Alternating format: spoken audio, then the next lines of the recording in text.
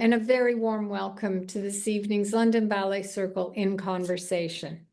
This evening's guest is Cathy Marston. I think we all know Cathy's ballets, Jane Eyre, The Cellist, recently Atonement. That's just three of a catalog of wonderful ballets. And in addition to choreography, Cathy is presently the artistic director at Ballet Zürich. It's an absolute pleasure to have Cathy here tonight to give us a glimpse into her life and her career in the ballet world.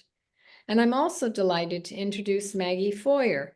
This is the first time Maggie has done an interview for London Ballet Circle, and we're absolutely thrilled to have her here. So a warm welcome to both of you, and thank you for giving up your evening for London Ballet Circle. If you have a question for Cathy, please type it in the chat box at the bottom of your screen, and remember to give your first name. And now, here is Cathy Marston in conversation this evening with Maggie Foyer. Hello, and I'm very, very pleased to be here tonight and very pleased to be talking to you, Cathy. Just a brief CV of Cathy. She grew up in Cambridge into a literary household. She graduated from the Royal Ballet School in 1994 and gained a contract with Ballet Zürich.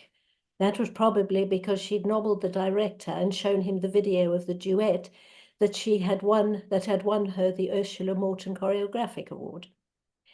She danced with the Zurich company for several years and also with several other Swiss companies, but she always kept her English links and created for the Royal Ballet's experimental dance bites. As associate artist of the Royal Opera House, that was from 2002 to 2007, she created many small innovative works at the Linbury and the Claw Studio, whilst also beginning her international career. And during that time, she's received, at least she started, and has since received commissions from over 30 companies and in a dozen countries.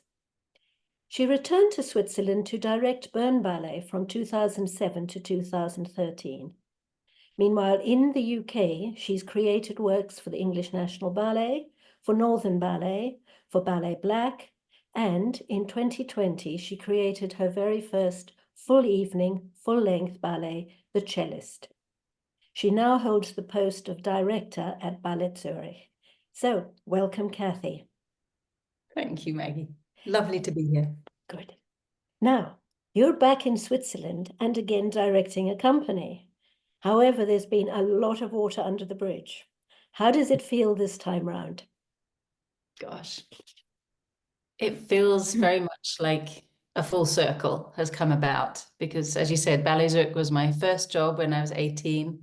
And it's very clear to me still the first day when I walked down the hill from the apartment that I'd found to see the opera house. It sits right on the lake. It was a beautiful August day. And it's still so clear in my mind. So it feels very much like a homecoming in a strange way. It doesn't feel strange. I feel like even the pianist, one of our repetiteurs was a pianist at that time. He's been there all of those years. And several of the technicians and so on were there then. So it's very reassuring to have familiar faces in the building. But having said that, there's a lot that I've learned along the way. So when I got the job in Bern, it was my first leadership role. It was very much learning on my feet and improvising. And I felt quite at home in that role. It felt like it came quite naturally to me. But, you learn many things along the way. And it was only after the 6 years that I spent with Bern Ballet that I did the claw leadership course, for example. And that consolidated a lot of the things that I'd instinctively felt. And now in the decade since then, I've been all over the world and worked with many of, the biggest and most prestigious companies. So I feel more confident, I have to say, coming in to lead this company now. So all in all, I'm having a great time is the gist of it. I feel very happy. That's lovely. I should have mentioned that you held a Claw Cultural Leadership Fellow.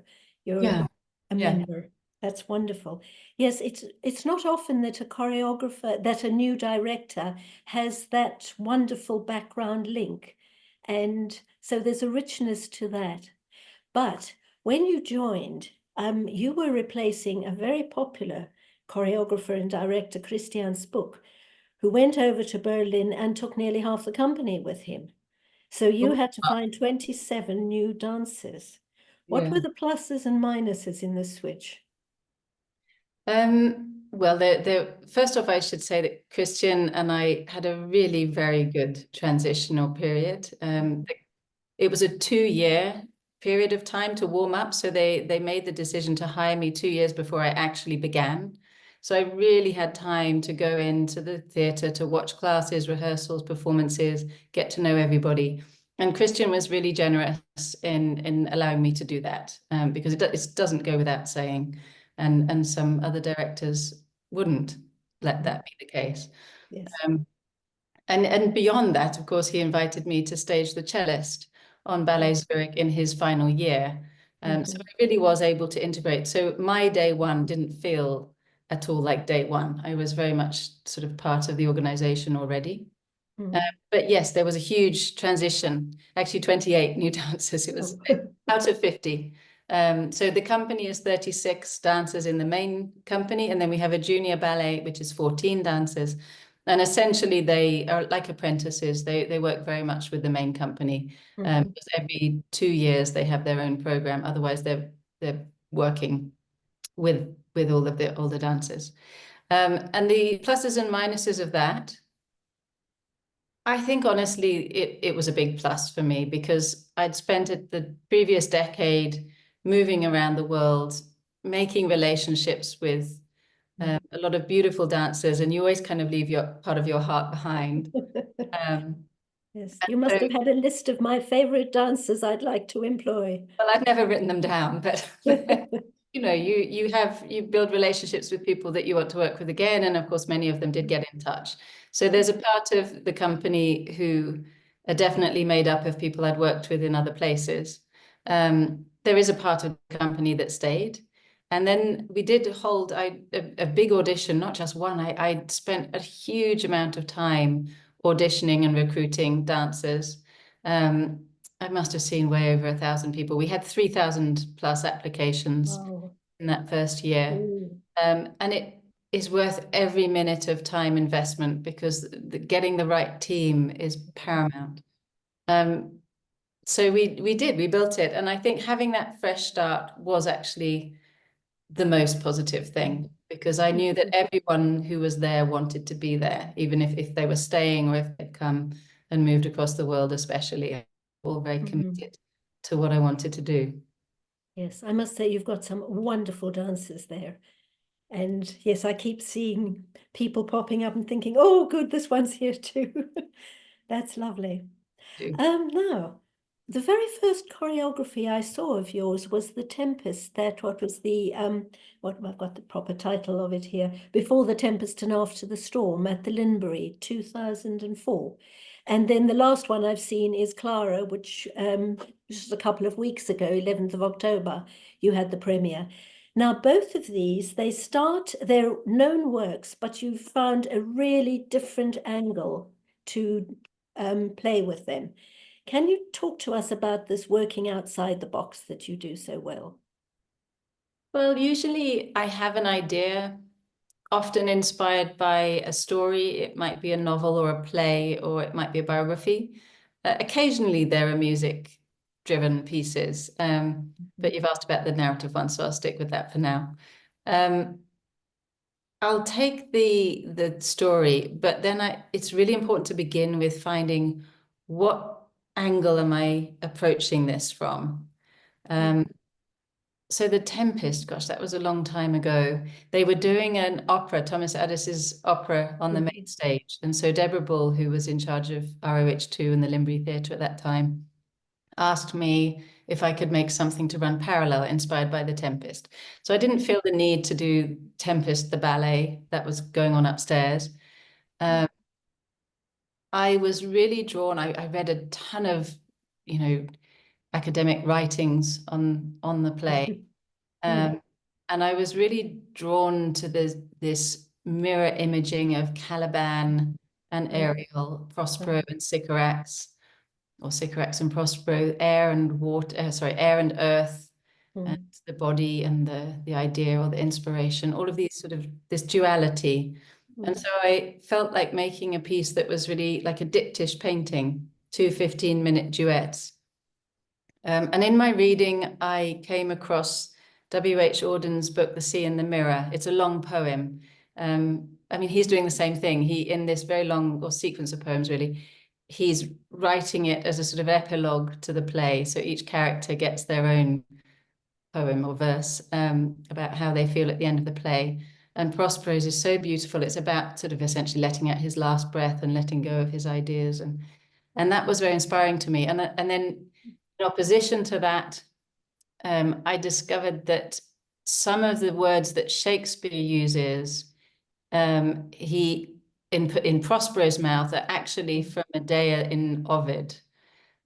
So it sort of became clear that Sycorax was based on Medea from Ovid, and so I used some of those words in the music as well. So it's just really following little trails of interest. I mean, another one which is quite interesting, which you didn't ask about, but Victoria for Northern Ballet. That was again a commission. So David Nixon asked me, would I be interested to make something on Queen Victoria? And I like a challenge. That was a big one. Yes. And of course, Victoria, it's such a wide, colossal theme. You could go anywhere and in quite dangerous waters because it's rather controversial, obviously, as well, or some aspects of her reign and personality and all sorts of things are. So I did a lot of reading again and came across this little bit of her story about Princess Beatrice. So she was her youngest child and kind of kept very close to her mother throughout her life as her mother's companion. And at one point managed to sneak away at a wedding and meet her husband, who then 10 years later went off to war and got killed on the way. So she became a widow like Victoria, very much an echo of Victoria. They were both in black all the time and so on. So really, really close. And then when Victoria died, Victoria had been a really avid diary writer, and Beatrice took all of her diaries and rewrote them and burnt the originals, which I just found amazing. So what we sort of consider to be more or less first-hand evidence or knowledge about Victoria is actually my mother, the Queen. It's in Beatrice's hand, and she reduced it. We know that she cut bits that she felt were not suitable for us to know in the future. And so that became the sort of keyhole into Victoria's world for me. And I loved that it was such an unreliable narrator. So basically, I'm always trying to find the route in. I've forgotten which was the other ballet you just asked me about. Oh, Clara. Oh, Clara, yes. Clara. Yes. We could, yes, I wanted to show the trailer of that. Okay, fine. You can do that later. I just wanted to say, you said to me once that in England, the text is the god, and in the German-speaking world, it's the director. So we're much more precious about not changing anything. And certainly in Switzerland, Germany, they're much more used to, okay, got this text, what can I do with it? Let's play. Interpretation, yes. What's your interpretation or your new take on it? Yeah, absolutely. Which does make a very exciting world. It does. I mean, I like to hold on to both, really. Sort of keep my Englishness, but also embrace my Swissness as well. Shall we watch the Clara video, the trailer, please? Thank you.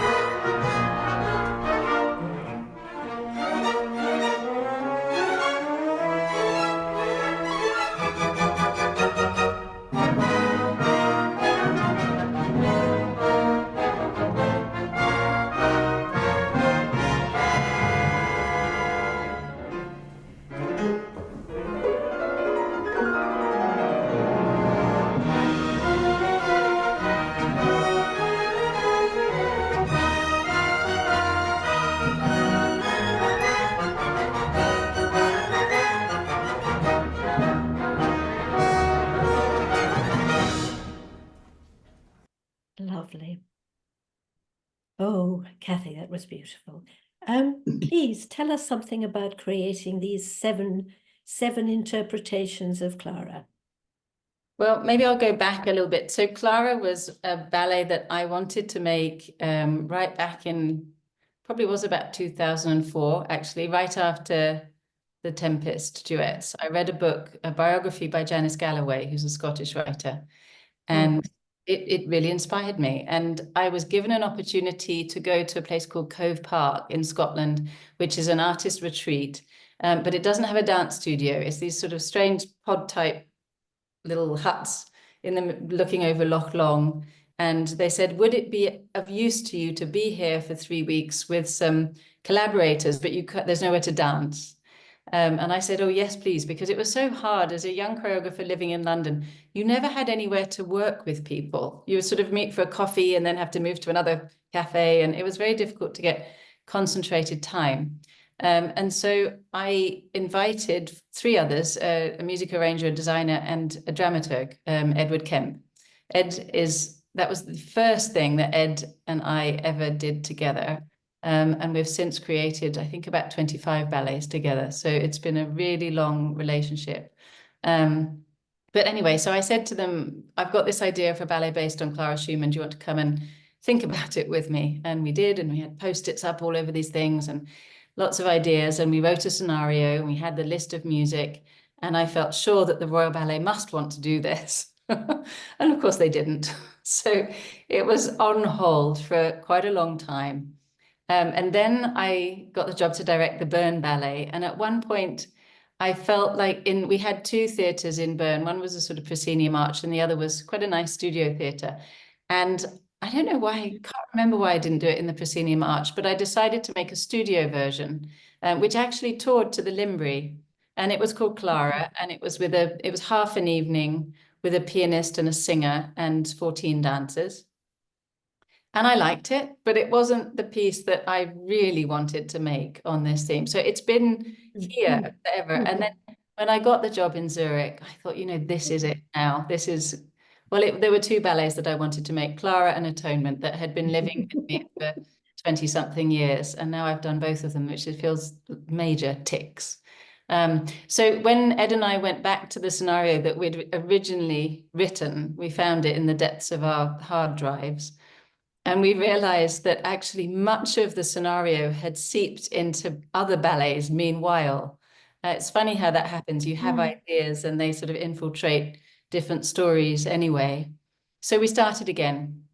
And because it felt to me a bit of a sister piece to the Cellist, I wanted to find a way to embody the piano in the same way that I did the cello in the Cellist. But obviously the piano it doesn't feel like one person could be a piano. And then I was thinking about the keys and how many keys there are in an octave. And there are 7 white notes in an octave. And if I thought about Clara's personality or roles, let's say, there are many more probably, but I define them as 7. So there's Clara, the daughter protege, or the Wunderkind, as we say in Germany, in Switzerland. There's the artist, there's the wife of Robert Schumann, there's the mother of 8 children, there's the nurse, because Robert became very mentally ill, and she nursed him a lot. There's the manager. She arranged all of her own tours, his money, everything. And then there's what I call the muse. So she became the muse not only to Robert, but also to Johannes Brahms, and I'm sure others. But there was something about her also which I felt was unreachable. So I called that the muse. And so the story is told with 7 Claras, and sometimes they are literally the keyboard. Sometimes they're the musical notes forming in Robert's head. And at other times, as individuals, they take on the story as, the wife or the mother or what have you. Sometimes they coexist. And I even find myself thinking this, for example, today, I'm at home today. It was a free day for Ballet Zurich. So I was making lunch for the kids. And at the same time, I had Ed there on a Zoom working on our next scenario together. And the kids arrived home and I said, I'm being Clara 4. and Clara too at the same time. You just have to cope. Sometimes you do coexist, as the different Yes. things happen. But you get the 7 Claras, but then there is one Robert, one Johannes Brahms, one Wieck, who was Clara's father. So the men sort of are more consistent, which I think helps with the storytelling. Yeah, that was the approach. That's the way in. And we worked through the scenario and told the story like that. And the way the set design, that sort of island at the back, that was a grand piano shape, was it? Yes, yeah. Yes, because when Robert is isolated, as though he was in the mental home, that was a beautiful vision there. Yeah, I think Hildegard Bechler. So it was the same team that did the cello. And in the cellist, it's all curves. We took inspiration from some photos of the inside of a cello that we'd found, and the sort of curves that it makes and the light coming through. In Clara, she's created a sort of environment that is reminiscent of the keys of a piano, but the keys become doorways. Like you say, there's this sort of platform that changes position in the 3 acts that suggests the shape of a grand piano. It's very beautiful. And Brechtje van Balen did the costumes, which are stunning. Used a lot of pleats and plissé, which, because the music has got so many sort of arpeggios and scales. So we wanted to find a way to suggest period, but without being, totally detailed about it. And the pleats just offered us this sort of musical sense connection. Yes. You can also sculpt them, so you can get sort of these shoulder shapes, which hint back to the period, but without being too pedantic about. Yes, and makes beautiful pictures as well. Yes. Yes, and also having them slightly different, so it wasn't a uniform. This is Clara. This is the many Claras. It was a beautiful idea, and it's a lovely way of using so many of your lovely dancers. It's true. Them all I should think the men were a bit jealous about that. Why can't I also be Brahms? Other things. I mean, there's the character of Robert is an amazing role. I mean, it's the biggest role. So a male dancer has the central role, if you like. But I think, hello, someone's popped on. Sorry. No worries. Oh, hello. But I think it was a moment for the women to come together, and it was lovely working with them. I mean, we really created this sort of bond in the studio. It felt very special. Yes, it felt a very special evening. It was lovely. Yes, I can encourage everybody to get up to Zurich and see it. Well, it's that far away. Sold out. It's completely packed. You can't get in.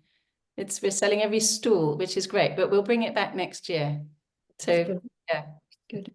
Now, Atonement. So far, that is my favorite of your ballets. That must have been a leap of faith. It is such a complex book. I thought the only person I could imagine doing it is you, because you are the most organized person I know, most organized choreographer and hardest working. But tell us about the birth of that one? Well, it was I think maybe we need to see the trailer first, if that's okay. Thank you.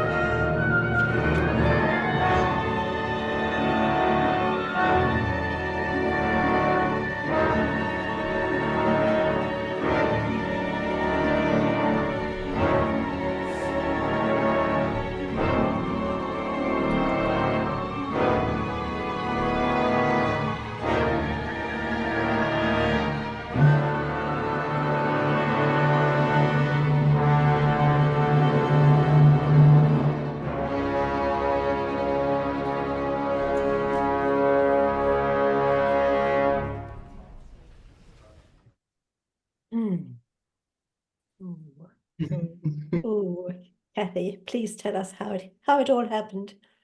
So that was also a book that I read, must have been even earlier actually. It was published in 2001, and I love Ian McEwan, so I usually would go and get them as soon as possible. So it must have been around that time that I first read it, and really felt straight away that it's ballet and I wanted to make it. And of course, I was quite naive at that time. I didn't really realize how difficult that would have been.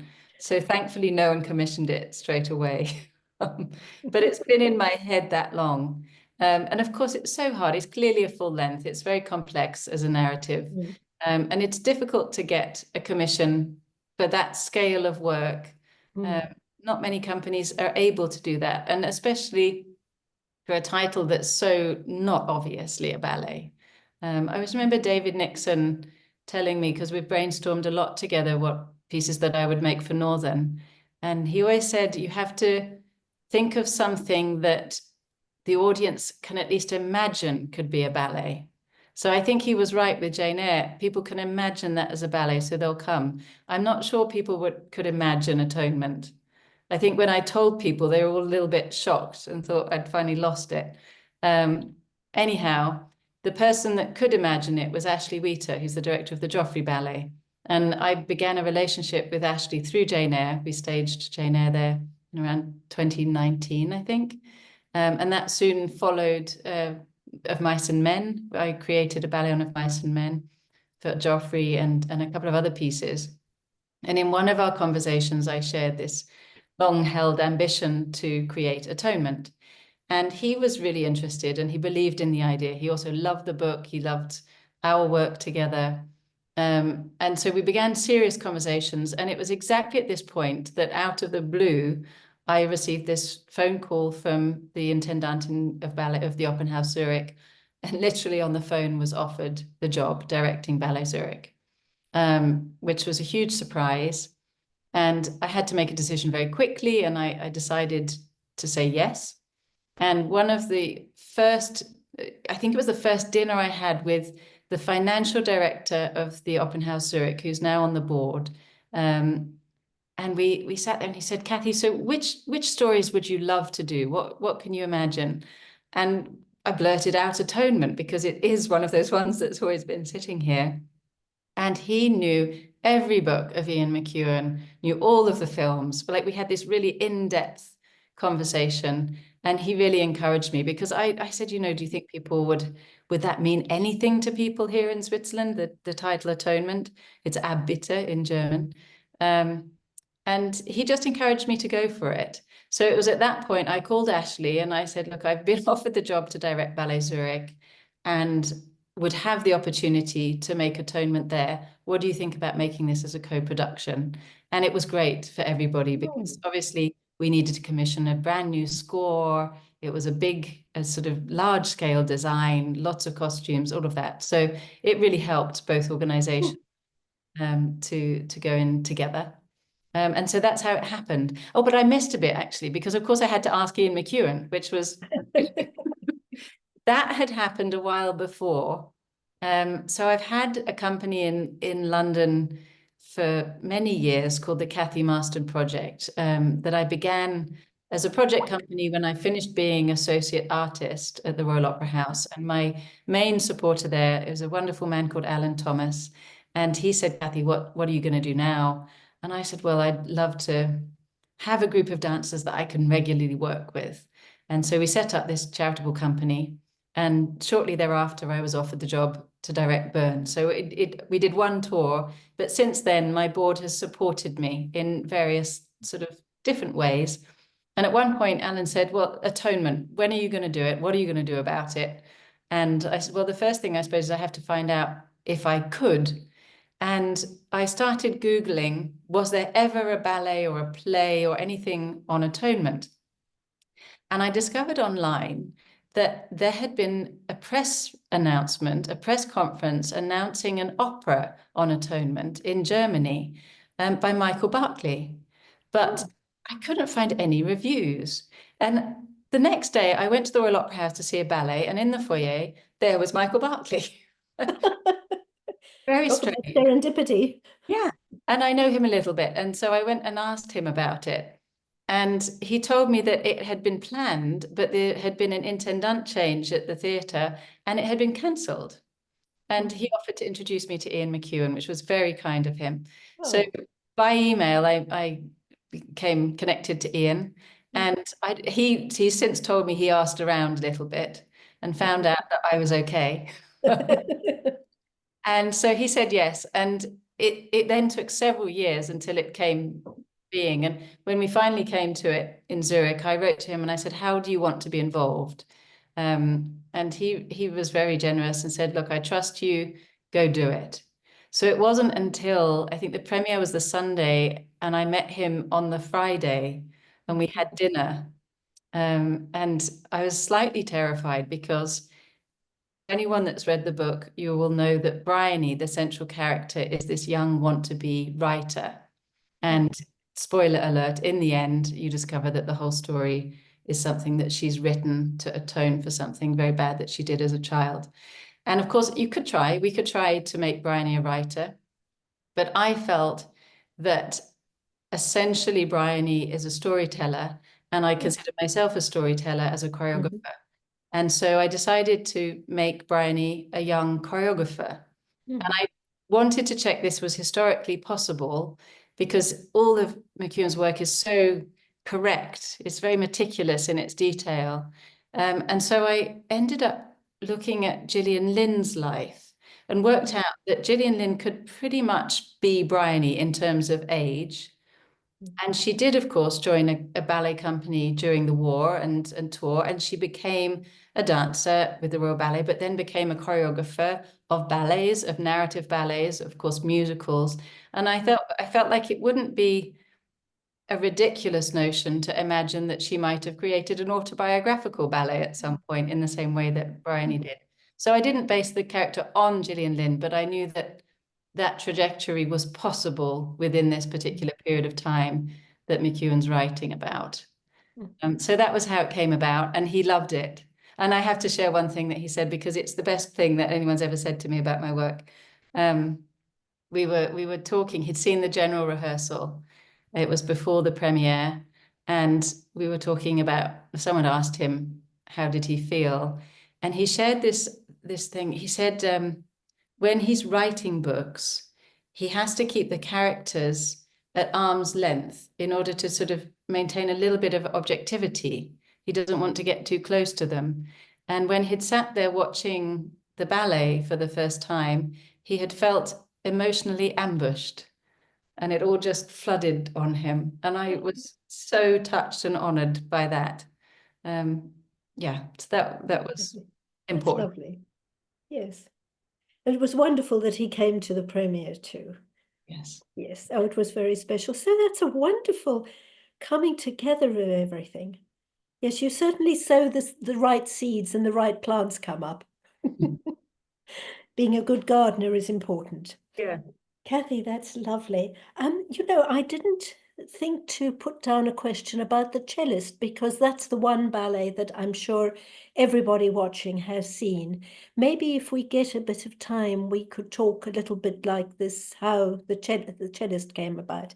But I think people will know quite a bit more about that than of these other two.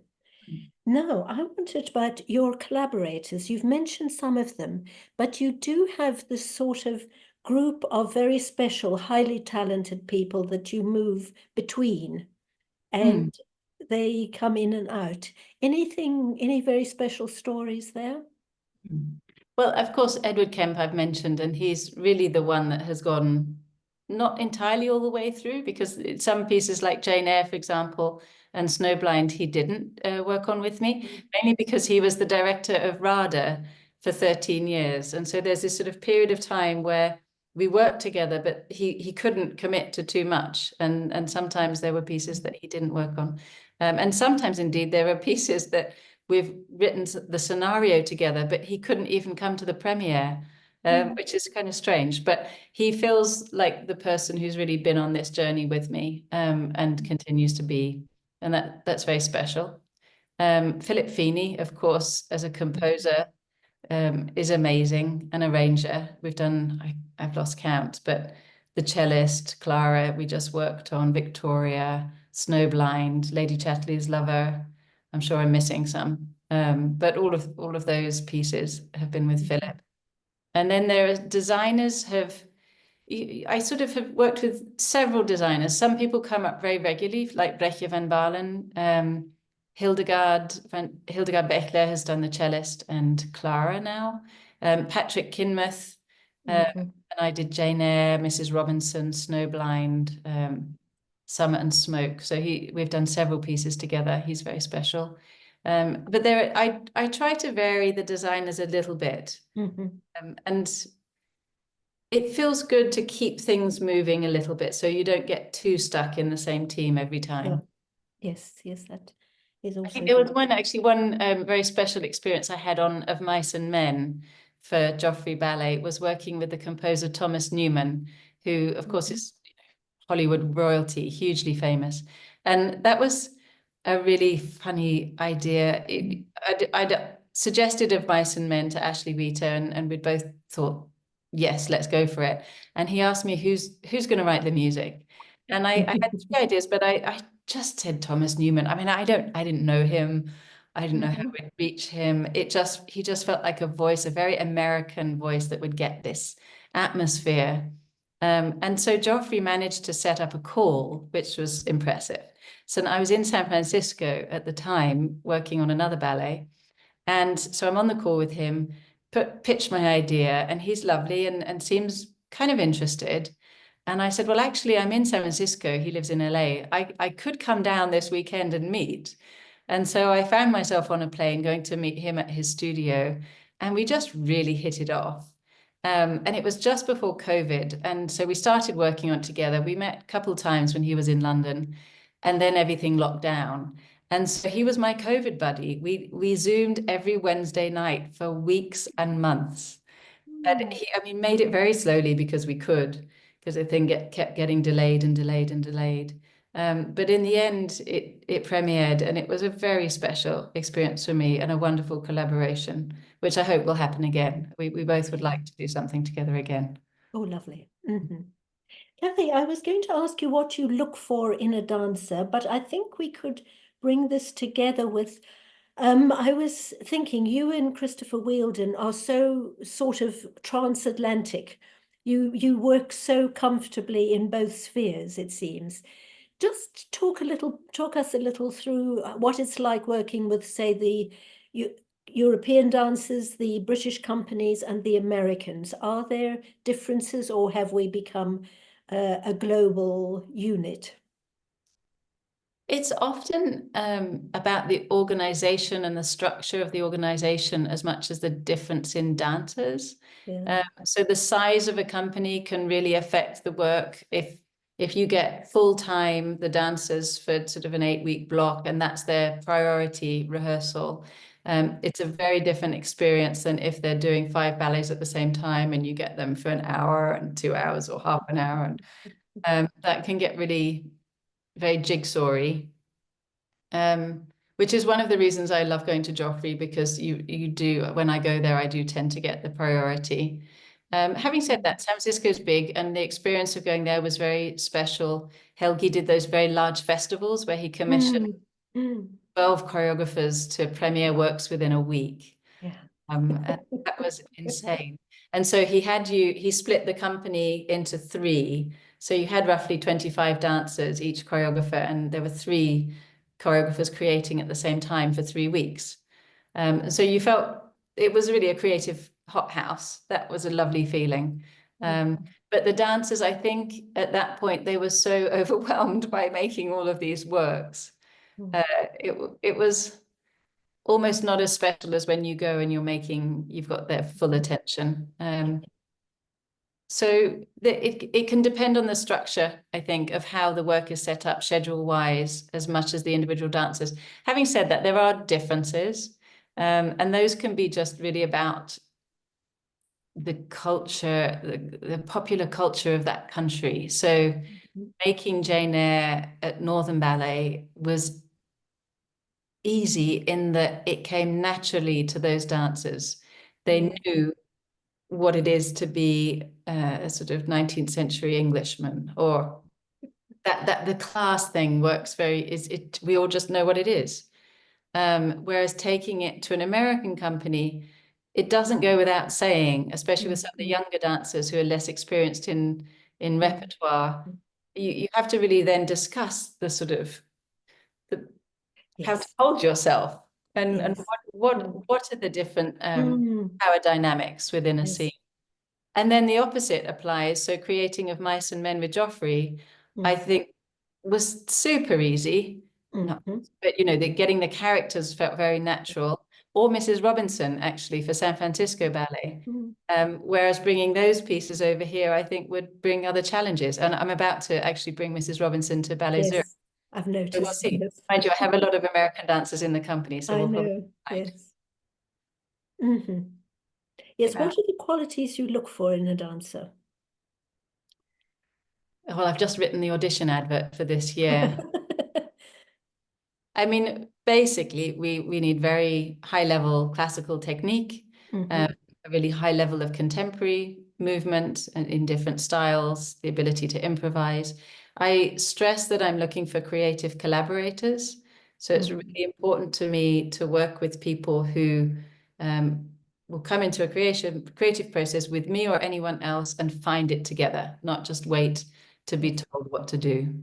Okay. And so I tailor the audition process very carefully to get a sense of that. I'm looking for dancers who want to tell stories, obviously, and some don't, and that's fine. But I want dancers who really want to bare their soul, like let the story be told, be a vessel for a narrative. I had a really wonderful experience last week. So I've been watching all of the Clara performances, and as I said, they're sold out, and we ran out of tickets, and a very good colleague wanted to come in, so I said, have my ticket, and I sat in the wings and watched. And normally I've always sat up front, and you know, I'm a little bit tentative. I don't want to disturb the dancers, but I feel like now we've got such a close relationship on this piece. So I was sat really, you know, 1 meter, 2 meters from them. And oh my gosh, they were heartbreaking. I mean, really incredible commitment to their characters and their relationships and stories. I felt really privileged to have such wonderful collaborators to work with. So that's really what I'm looking for. Yes. Before we get on to choreographic process, because I think we've got enough time, when you've also working in narrative, but like with Jane Eyre, when you needed to find a space, a purpose for the male dancers who were not being much used, you put in the D-men, and I think you called them that. Did call them that, and yeah. Then having snow in Snowblind and the image of the coal deep in the earth under Lady Chatterley's lover. How do you play with, I mean, first of all, is it again this wonderful sowing seeds, looking wide and finding these things that seem to come to the surface and then using them, or building, talk about, you know, building in these abstract ideas to I wouldn't say pad out, that sounds very derogatory, but to give, well, if you're working with a big company, you need to have something for everybody to do. So bringing in an atmosphere through an element like that. Yeah, I mean, you're right. With Jane Eyre, I'm sure I've told you this story, but to share it with people I haven't, David Nixon asked me to make Jane Eyre, and he asked me for the cast list. And so I hadn't really worked on it yet. I wrote down the cast list, which, you know, Jane, like the obvious characters. And I think there's 4 men. Yeah, there must be 4 men in it. So off it went by email, and he's on the phone 10 minutes later. Where are the men? You've asked me to make Jane Eyre. There are 4 men. And he said, well, you're very creative. Go think of something. I need to use the men. You know, he's funny. We have a very good relationship, and I am creative. So I sat down and thought about it. And it seemed to me in the case of Jane Eyre that, well, I asked myself, what are men to Jane? And they are people that block her path, that get in the way, that challenge her, that undermine her, that make her insecure, but ultimately who she stands up to, and who somehow fire that strength that she has inside her to rise to the surface. And so they became the demon, the sort of death men, or her inner demons, could be anything. And it worked really well. And in a way, they were also like the wind of the moors. And I think Snowblind was a step on from that I had this story I wanted to tell that essentially was 3 characters. But I wanted to find a more expressionist way of telling it, and using the quarter ballet to express the emotional world in a larger way. So just amplifying the emotions of the protagonists. And I find that really exciting. And the same with Lady Chatterley. I wanted to find this world of, well, where they were, but it was interesting to me that coal is kind of human matter compressed. So it is humanness in a way, tightened. So I love charting the story of the protagonist through the story of coal being mined, being transported, being hefted around, being burnt, becoming smoke, becoming ashes. It seemed to me that journey could be mapped onto the journey of the protagonist in that case. So I'm always looking for just roots in. And it doesn't always have to be the case. Sometimes in the case of the cellist or the suit for Ballet Black, the group are more like a chorus or narrators or listeners. I always try to define, are they telling the story or listening, or sometimes both? So in the case of the cellist, it was a little hard to define, but the way I describe it to the dancers now is that they should imagine the stage and even going onwards into the wings as one huge Tower Records or music library. And they are people who love music, who are wandering around this space. Perhaps they're carrying these records around, putting them in their places, but sharing. And one of them comes on and says to another one, have you heard this? Have you heard this recording of Jacqueline du Pré? And they gather, and then somehow they awaken the story, and then they become the story when needed. So in the suit, I began that in the suit. I tried to create the story with as fewer props as I possibly could, and so use the group to become the kitchen sink or a wardrobe. Alarm clock. Alarm clock, exactly. And that was with only there was a chorus of, I think, 4 or 5 dancers. And so the cellist came very much on the back of that. And I thought, well, let's see if we can do a similar thing with many more dancers. And so in the cellist, there's a standard lamp, and there's a rug, and there's a wardrobe, and they become different things. I'm interested in how much movement can express without extra stuff, objects. And that just leads me to different answers each time. Yes.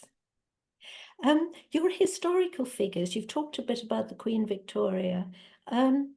What qualities are needed when you're looking for such a central character?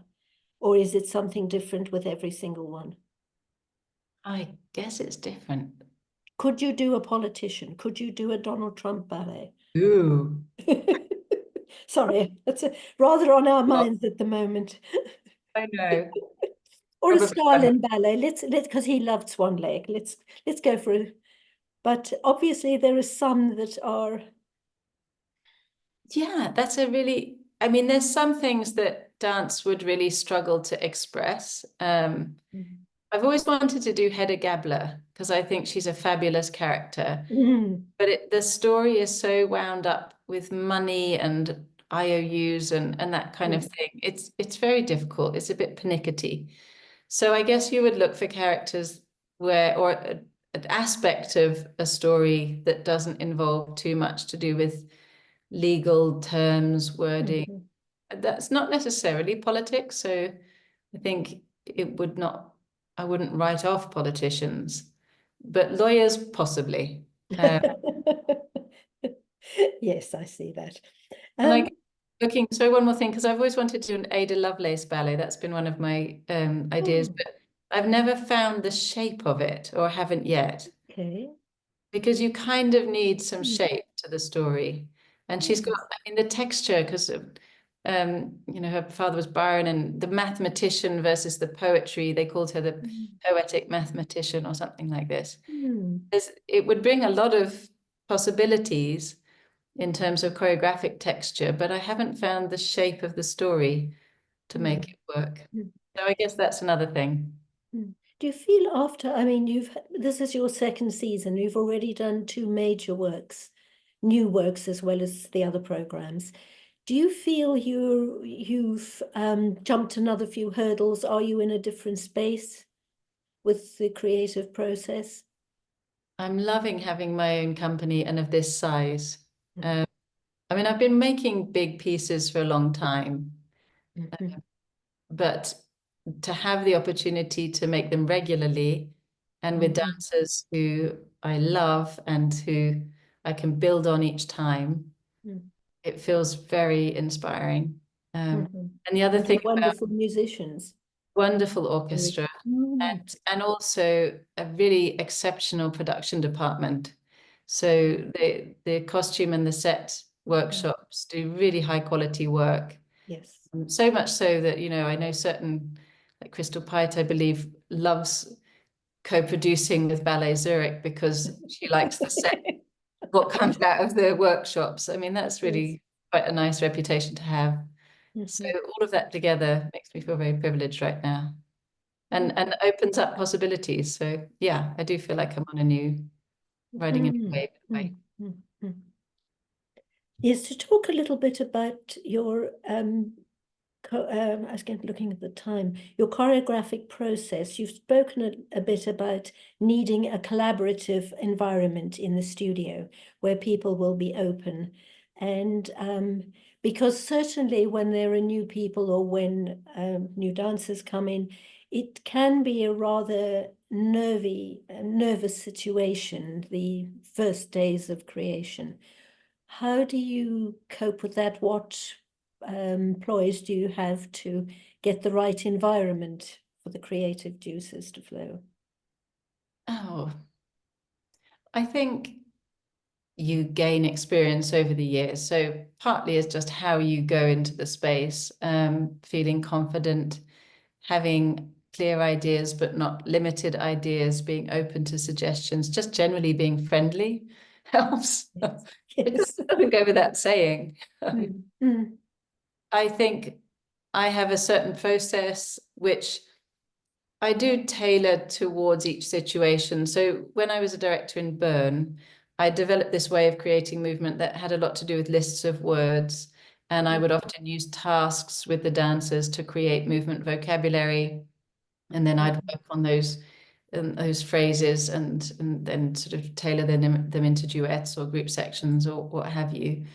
And less so now, because the way life has turned out, I go to larger companies which have, there's just less time. The schedules are very tight, even in Zurich. So you don't have time to waste. And I'm not saying that that process was a waste. It was really valuable for me at that period, but I guess I found shortcuts. So I still write lists of words, and I still go through that list and add words with the dancers in the early rehearsals, because I think it's really valuable that we're all engaged in what is this character we're making. But I lead them a little more proactively in terms of developing the movement. So instead of having, 20 dancers in the room all making phrases for Juliet, I would already cast a short list. So let's say 5 dancers, and I would have them in front of me, and I might pick a word. I don't know, sparkle. I don't know why I'm saying that. But I'd suggest words, and they might try something, or I might say, can you do a turn? What's that arm there? Is it like this? And I'll give a little bit more direction than just sending them off into different spaces to create their thing. And that helps within a ballet company scenario, because not everyone's worked with me before, and they have no idea which, direction I'm going in. So it's just a bit more efficient. But having said that, at the beginning of my time this year creating Clara, I'm thinking about a particular rehearsal. I had all of my men, so 25 men in the room, and we wanted to create phrases that would be used for the group of music lovers. So there was a soiree, all these people are coming to hear young Clara play, and they're all music lovers. And so I'll start, some we were talking about speed, obviously there's a conducting thing, or there's about bar lines, or there's that, diminuendo, or like we were trying to use music-y words. And then I shared that Schumann really hated Wagner. And so one of the dancers in the back of the room said, let's do a ring. So we were doing a ring, and then we didn't like that. So you kind of just have to spark people's imagination. And if you get 2 or 3 people in the room who jump on quite fast, it brings everyone else with you. Yes. And it's to get people to dare to sort of bare their souls, because that's what you're asking. Yeah. Which is a bit terrifying. Yeah. We don't normally do that in a workspace, no. Cathy, in these few minutes before I open the chat box, would you just say a little bit about making any stories about making the cellist? Gosh, the cellist. That was a big thing for me. So Kevin asked me to make a piece, and he wanted some ideas. I gave him 2 ideas. One was the cellist, and one was something very different, a play. And the cellist seemed like a really off-center idea to me. I was wondering, but he liked it. And I think he'd seen, it came from, I'd made Dangerous Liaisons for the Royal Danish Ballet. And in Dangerous Liaisons, there's a tiny little scene when I had to establish that Danceny, one character, was the cello teacher to Cécile. And one day I just tried asking a dancer to become a cello, a little bit like the suit, can you become a wardrobe? Or can you become a cello? And so it's rather easy, it turns out, to become a cello. You sort of stick your hand up and look, and it worked really well in a little 30-second sequence. And my sister was the one that brought the idea of Jacqueline du Pré as a subject to me. And it clicked straight away because had this cello wish, a desire to make my cello ballet in the back of my mind. So that's how it started. And Lauren was very much part of that. We talked about it right from the beginning, quite a long time before we got into the studio. And I spent a lot of time researching, and it was different to some of the ballets like Victoria or The Tempest I've mentioned, reading a lot of very large books. There are 3 biographies of Jacqueline du Pré. Of course, I read them. But actually, there were a lot of people who remembered her. It's the only time that I've made something about someone who is within living memory. And part of the very early process was going with Kevin O'Hare to Berlin to meet Daniel Barenboim and ask his permission, which he generously gave. And so that was a really special process, meeting people and trying to glean from the details that they shared, who was this character, and together with Lauren, finding her physically. And then working with Marcy and Matt and all of the other dancers was a gift. And Philip delivering such a stunning score. And the music actually went through various iterations. The first, we were supposed to, I was supposed to work with a different composer on an entirely new score. And at one point, before they started working, it felt suddenly wrong not to be including the repertoire that she played. And so a U-turn was made. And then Philip and I started working together. And we felt that we were afraid of including the Elgar because it felt too much. And then Philip made a whole score of the piece without the Elgar. And I was in San Francisco again and listened to it for the first time. Luckily with Ed, we were both there at the hotel and we listened to the whole thing. And both of us, our faces felt, we both knew absolutely straight away we were missing the heart of it, which was the Elgar. And so I had to call Kevin and say, it's not ready yet. I know the deadline's next week, but this is really important. And I had to call Philip and say, please, can we have a little rework of this? And they were all very supportive. And it was the right thing, I feel. So yes, that was the beating heart. Yeah, but it's funny how you could sort of avoid it and be afraid of it. And then suddenly you realize, no, that it's got to be that. Mm. So it's a very interesting process in a way. Mm. Mm. Lovely. Cathy, there's a couple of questions that have come up. One from Susan that is more straightforward. When you make a ballet and other companies pick it up, do you insist on the music being played live? The cost of orchestras, particularly for touring, is a huge issue these days, and unfortunately, it means we could get more recorded music. So, does that go as part of the package? Has No, to be. no, if I'm honest, it doesn't. I think I'm someone that really looks at a context and what is possible in any given moment. I would never make a hard rule on anything.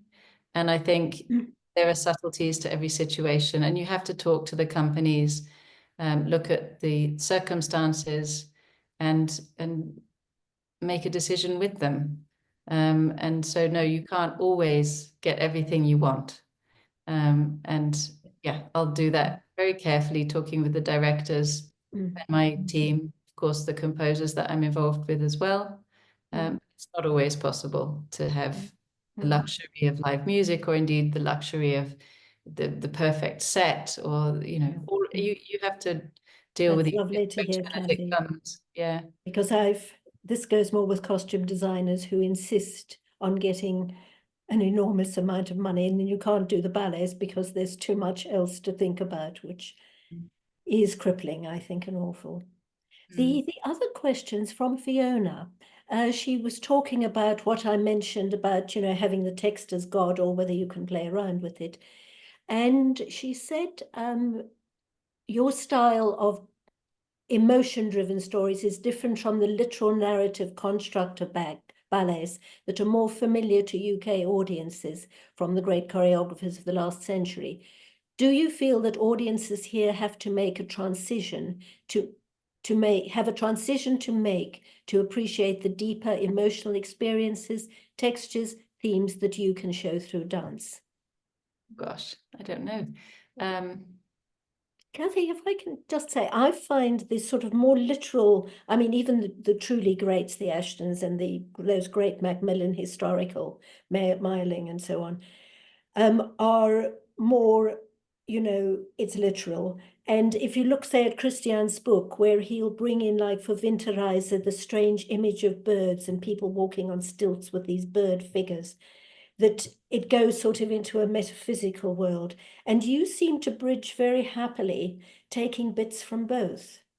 Yes. So there is a little transition for the audience to make, but not quite as much as going to some of the European choreographers who play around a little bit more with. Yeah, I think that's fair to say. I mentioned it earlier. I try to, well, I don't even try it. I just sit still between my Englishness and my Europeanness, Swissness, or however we call it. I think there's wonderful elements of both, and I can draw on both. There's nothing wrong with either, and so they both feel kind of home territory now. I do love emotion. I do love trying to find ways to transport the heart, the emotional message of a journey to the audience. And I know some choreographers would step back from that and present a story in a more abstract way. That's not really me. But I also try to avoid the need to be literal. Because I think audiences are becoming ever more sophisticated, especially with sort of the way film has developed, and books actually. Yes. It's very rare that you read a novel that runs straight through chronologically these days. It's in neat little chapters. Yeah. Yes, I always think of Wide Sargasso Sea and Jane Eyre, how just the physical shape of the two books, the neat chapters of Jane Eyre and the strange shaping of Wide Sargasso Sea, which takes the one character and builds her life around it. Yeah. So, yeah, that's our sort of world today, isn't it? And I expect the younger audiences might be more used to that. But I think English audiences are coming along with everybody. I mean, we're used to stories being told in such different ways all the time. And I think it goes into our subconscious, you know, the way that social media throws stories at us now, or TV shows. I don't think we even think about it, but I think ultimately we're becoming much more sophisticated in how we understand narrative and what we expect to be delivered on a plate and what we just can absorb. Because we do absorb a huge amount of narratives every day. We get 6 different narratives of everything. Yeah. Yes. So, but it's funny, as you're saying, like Shakespeare used Ovid. We can go back to the sources of the great stories, and they're still very powerful. Yeah. I love working. I mean, when you work with something really solid like Shakespeare, and you know, the big composers for that matter, it's kind of fun because you're not going to knock them over. They're there. Yes. You can sort of push around a little bit and see how far you can climb or stretch or dig under. But they're very solidly there for investigation, which is fun. Yes. Cathy, is anything else that you would like to add? We're coming to the close, but I think you've given us so much richness to it this evening. No, it's lovely. We'll all be looking at seeing what flights go to Zurich and having a look at your. Well, I hope so. There's one day in June next year when you can get to see 2 atonements on one day. Is that true? Okay. 22nd of June. I've already looked at it. That's fabulous. No, I mean, I would love you all to come. It's very nice to reconnect with the London Ballet Circle, and I'm sure the London Ballet Circle now is an international community rather than based. But I do remember talking to everybody live. I can't remember when that was, but some years ago. But let's hope there'll be live opportunities to see Ballet Zurich once in London. You never know. Yes, and that would be an what ambition. are the chances of Atonement coming to London, please? I have no idea. Petition people. Yes. Oh no, hang on, I've got that one. There's another one here. Oh, no, they're just the thank yous. There we are. Cathy, this has been such a pleasure. And yes, I could have continued for a long time, but lovely and glad we picked you on a free day. So that was nice. And continue making beautiful ballets, please. Thank you, Maggie. And thank you for coming to see so many. It's always lovely to see you at the premieres. Yes, it's one of my prime dates, yes. Thanks, Cathy. I'm not quite sure. Yes, Susan's back there. Hello, Susan. Hello. Oh, thank you so much, both of you. This has just been the most fascinating conversation. And obviously you two know each other well. It's just been so comfortable. It's been like sitting, listening to 2 old friends have a chat. And we're very privileged to have been able to eavesdrop on your conversation. Thank you, Maggie, for leading it so brilliantly. I do hope you'll come back and do more interviews for us. I'd love to. Love to have you. And Cathy, thank you so much for sharing. I would love to see your bookshelf. All the books you've mentioned have been just wonderful and right up my, oh my goodness. Wow. All right. When we all come to Zurich to see the ballet, we need to come and check out your book list as well. But thank you very much. It's just been a wonderful evening. Thank you.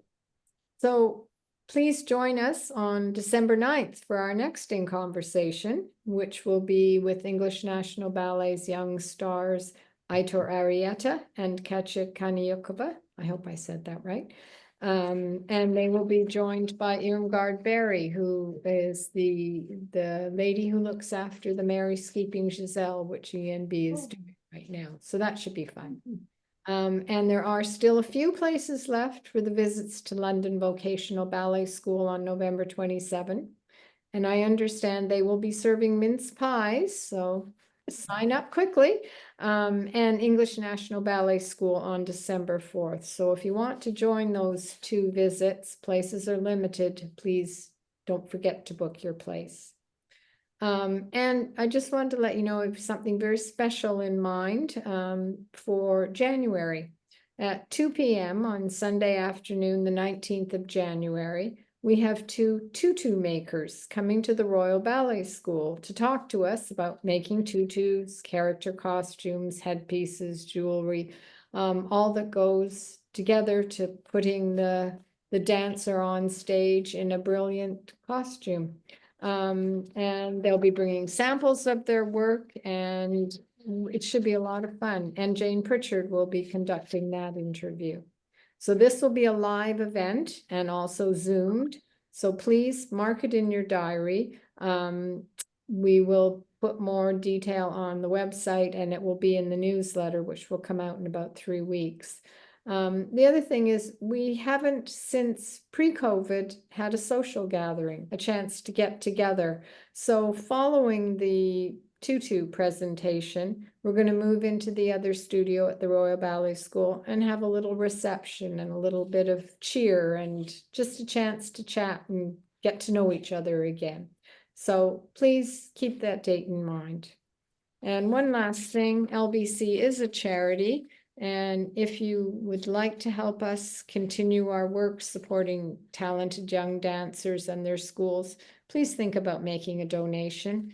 The website is www.tlbc.org.uk, and there's a nice big donate button there that you can click on. And thank you, we'd be very grateful. So enough of that. Once again, Cathy and Maggie, thank you. This has been an absolute treat. We look forward to seeing Jane Eyre in the upcoming 2025 season back in the UK. And I can't wait to see Atonement and Clara on a stage near us soon. We will write to all the, everyone who's watching, who's all over the world, just write to your local ballet company and say, we want Clara and Atonement. So thank you. That would be brilliant.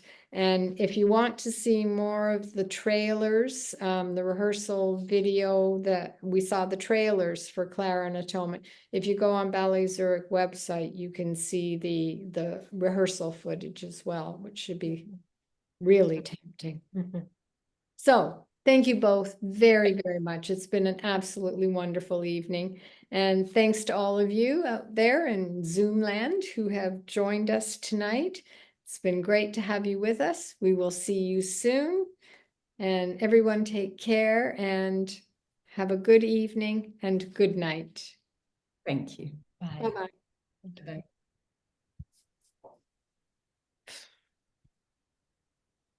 Cathy, Yes. hi. I just wondered if I could. I just wanted, are they planning to make, because they do films of a lot of the ballets in Zurich, are they planning to film Atonement or Clara? Not at the moment. We tried to work it out for Atonement last year, but it didn't work for various reasons. So currently not, but you never know. It could change. Yeah. Yes, I mean, sometimes with works, it'll be like 2 or 3 seasons after they've been done, where suddenly they'll, There's when an it comes back, they'll find. Oh, Yeah. I'm sorry, it says everyone can hear you. Sorry, Susan, I just wanted to. Okay. No, it's fascinating. That Yeah. would be a film. Everyone's leaving now. Okay. Mhm. Takes a while. Well, no secret. Currently, no plans, but you never know. No, no. Yes, I so wanted to talk to you about my favorite dancers. I just love Max Richter. She's the dancer I wanted to be. Oh, that she's so internal, you know, she's like a great movie star. You can see it all happening. And she just needs to do the smallest movement and the emotion floods out. Oh, where does she come from? she's American. Yeah, but did you work with her before? Oh, no, yes, we worked together in Houston Ballet. Oh, So when I did Summer okay. and Smoke there, Max was the angel. So in Tennessee Williams' play, there's an angel fountain that's part of the set that he specifies. And I decided to make the angel a dancer rather than a stone. And that was Max. A And good they're idea, yes. brilliant at it. No, I bet she's loving it in Zurich with the role she's getting. I think so. Yeah. We're very, very happy with And each of other. course, you've stolen Karen from Hamburg. Yes. Well, I mean, it was a change of era. I think that was. Yes, yes. I think sometimes when you've had a really good run with a director, Yeah. it's not that you don't like the next director, but you may probably, if you still got a career ahead of you, you'd Yeah. Yeah. want to. Yeah. I think so. Yeah, I could hear from the audience after Clara that he has a great following in Zurich as well. I mean, already he's had phenomenal reviews for Yes, Clara and yes, deserved. I mean, yes, and yes, he's phenomenal.